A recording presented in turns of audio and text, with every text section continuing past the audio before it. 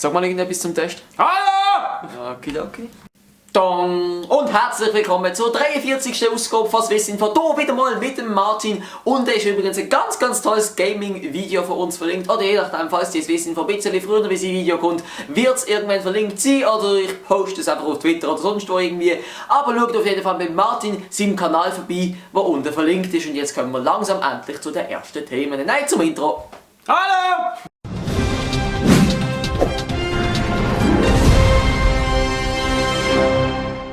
Die Schweiz hat einen neuen Bundesrat, der Guy Parmelin. Damit schafft es die SVP jetzt nach 8-jährigem Bemühen endlich ihren zweiten Bundesratssitz zurückzuerobern und ist dementsprechend ziemlich happy. Was sich die meisten in meinem Alter offenbar fragen ist, was bringt denn das jetzt für eine Veränderung? Das Ganze ist ziemlich leicht beantwortet. Jeder Bundesrat hat ja schließlich sein eigenes Departement, das heisst sein eigener Bereich, für den er ganz speziell verantwortlich ist. Es ist momentan aber noch nicht abgeklärt, welcher Bundesrat welches Departement bekommen wird und von dem her kann man auch noch nicht sagen, in welchem Bereich jetzt der Parmelin Veränderung bewirken könnte. Was aber sicher ist, dass der Bundesrat immer als Ganzes entscheiden muss und im Bundesrat sind ja eben 7 Leute, das heisst, seine Entscheidungen sind nicht die er allein trifft, sondern immer die er zusammen mit seinen 6 anderen Kollegen getroffen hat. Das heisst, ich kann jetzt nicht total euphorisch ins Swissinfo brüllen, jetzt ändert sich etwas, weil schlussendlich ändert sich einfach gar nichts. Aber vielleicht ist es nochmal ganz interessant, Herr Parmelin mit den anderen Kandidaten von der SVP zu vergleichen. Dort ist unter anderem der Herr Gobi zur Verfügung gestanden, ein Tessiner, der früher bei der Lega war,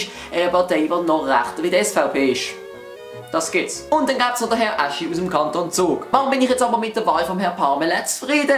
Schauen wir noch mal ganz kurz auf die beiden anderen Kandidaten. Der Herr Gobi ist wegen seiner Lega-Vergangenheit für mich ein absolutes No-Go gewesen. Schließlich muss man im Bundesrat zusammenarbeiten und ich glaube nicht, dass jemand, der sich so extrem gegeben hat, gut ist, mit anderen Leuten irgendwie zusammen etwas zu erarbeiten. Gegen den Herrn Aschi hat er an sich nichts gehabt, das heisst, mir ist es egal gewesen, ob jetzt der Herr Parmelin oder der Herr Aschi wird. Aber viele Leute haben über den Herrn Aschi gesagt, dass es ein bisschen ein Blocher 2.0 ist und es ist ja sehr umstritten, ob der Blocher jetzt ein guter oder ein schlechter Bundesrat war. Ich möchte mich hier nach all diesen Jahren vom heiklen Debattieren nicht mehr auf eine Seite positionieren. Aber ich kann sagen, wir haben sich zufrieden damit. Woo! Sind ihr auch zufrieden mit dieser Wahl oder hättet ihr lieber jemand anderes im Bundesrat gehabt, zum Beispiel mich? Eure Meinung ganz gerne in den Kommentaren. Aber Bundesrat, habt ihr gewusst, dass es ein paar Privilegien gibt, wenn man zum Bundesrat gewählt wird? Zum Beispiel wird einem die Nachteilrechnung gezahlt. Man bekommt einen ordentlichen Lohn. Wenn man in Rente geht, bekommt man auch noch mehr Geld. YouTuber dürften die gleichen Privilegien haben. Aber was natürlich auch wirklich interessant ist, sie bekommen auch ein Auto geschenkt. Sie haben auf jeden Fall ein Auto gewonnen. Ein Honda Civic 2,2i. Ein Auto!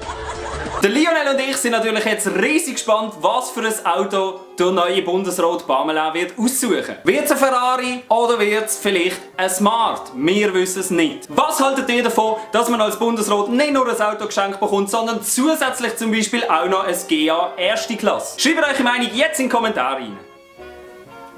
Jetzt kommt etwas Sportliches. Die kennen doch sicher den wunderschönen, bärtigen Mann, der für Frankreich in der Nationalmannschaft im Sturm steht. Der Karim Benzema. In letzter Zeit haben sich ein paar Gerüchte um diesen jungen Mann geschart. Ist 27 noch jung? Wenn du jetzt sagst, im Vergleich zu dir, dann packt die und stellt ihn gar nicht aus. Der junge Mann ist in letzter Zeit ein bisschen in Kritik geraten, weil irgendwas mit einem angeblichen Sexvideo-Erpressungsfall war. Auf alle Fälle wird er wegen dem Ganzen jetzt angeklagt und wegen dem aus der Nationalmannschaft bis auf Weiteres ausgeschlossen. Was macht Frankreich jetzt ohne den Benzema? Wir wissen es auch nicht. Ihm wird von der Staatsanwalt im Klartext vorgeworfen, Komplizenschaft bei einem Erpressungsversuch. Und auf das könnte sogar bis zu 5 Jahre Haft stehen. Stell dir das einmal vor, im Normalfall haben doch die Promis immer irgendwelche Bonus und müssen dann doch nicht in den Knast. Was haltet ihr von dieser ganzen Geschichte? Sollte man hier hart durchgreifen oder ist er sowieso von Anfang an unschuldig? Oder kann man auch mal ein Auge zudrücken, weil er halt ein Fußballer ist und irgendwie wichtig ist? Schreibt es in die Kommentare rein, jetzt! Und eine ganz kleine Meldung aus der Versicherungsbranche. Während der Adventszeit brennt es extrem viel öfter als während dem Rest vom Jahr, abgesehen vom 1. August vielleicht mal. Jetzt ist natürlich die Frage, warum?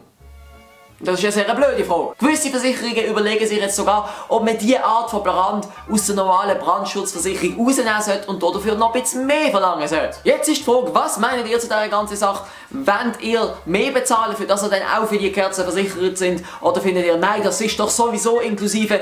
eure Meinung ab in die Kommentare und ich appelliere an euch, passt auf, wenn ihr das Zeug anstellt, nicht, dass dann bei euch die Feuerwehr auftauchen muss. Das ist es mit der 43. Folge von Swissinfo. Das ist wirklich ein T-Shirt, das ist nicht mein Pyjama. Wenn es euch gefallen hat, dann würde ich mich sehr über einen Daumen nach oben freuen. Schaut auf jeden Fall auch bei Martin vorbei. Aber auf eigene Verantwortung. Und schaut auf jeden Fall auch bei mir auf Twitter, Instagram und Facebook vorbei, wenn ich den kleinen Wunsch äußern dürft.